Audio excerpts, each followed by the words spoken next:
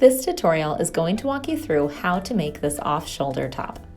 Start out by printing and cutting out your pattern using an at-home printer. You need one bodice top piece and one sleeve pattern piece. Now that your sewing pattern is ready, it's time to prep your fabric. Lay your fabric out on a table and then fold one edge up just enough to hold one bodice piece and one sleeve piece.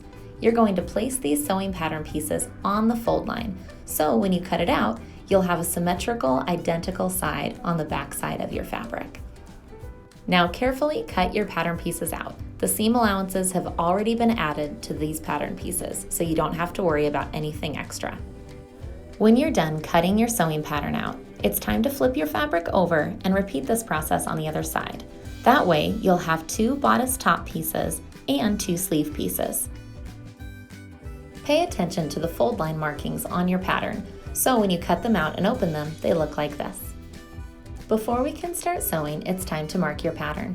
Take some tailor's chalk and mark your stitch lines and your sleeve insert lines, as well as your hem lines on every pattern piece. Since hemming a straight edge is so much easier than hemming a circular edge, let's hem your pattern pieces now. Use a seam gauge to measure a 1-inch hem and iron and pin into place for sewing. Use a twin needle to top stitch the right side and then iron to set your stitches. Repeat on the long edge of both sleeve pattern pieces as well as the bodice front and back. Next, fold your sleeves in half with the pretty side of your fabric facing each other and sew. Repeat on your other sleeve and set aside.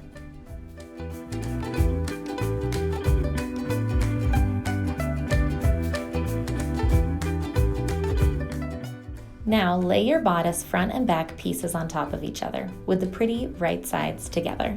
You're going to pin these in place along the side seams and the shoulder seams and then sew. If your fabric is slippery, like the kind I'm using today, just use more sewing pins to make sure it doesn't slip out of place during sewing. If your fabric frays easily, be sure to finish each seam as you're sewing it together. This will give your project a much nicer, more professional look when you're done. Again, you're sewing at the shoulder seams and the side seams, but leaving the neck and the sleeve openings open.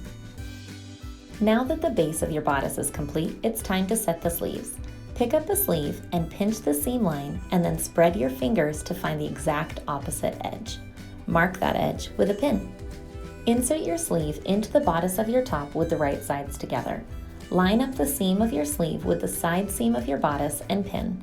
Then pin the opposite edge of your sleeve, the side we just marked with a pin, to the shoulder seam of your bodice.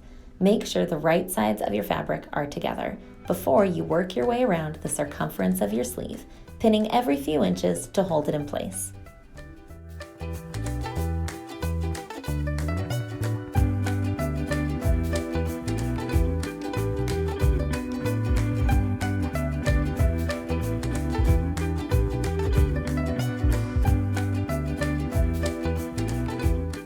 Once you've pinned around the entire circumference of your sleeve, it's time to sew.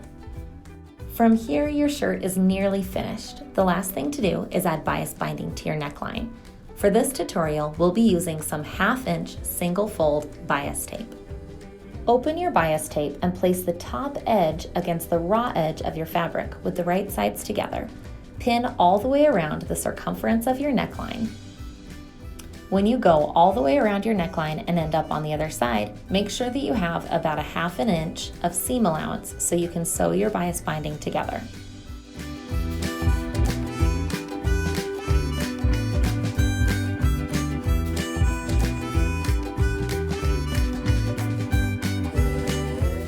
Here you can see the seam allowance on my bias tape.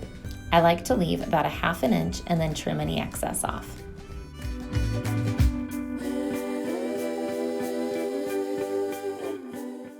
Sew your shirt to your bias tape using a straight stitch inside the crease of your bias tape. Also, make sure to stitch your bias tape together at the ends using a straight stitch and trimming off any excess. Since we want your neckline to be able to curve and lay comfortably across your chest, we're going to add some notches into the seam allowance of your fabric and bias tape.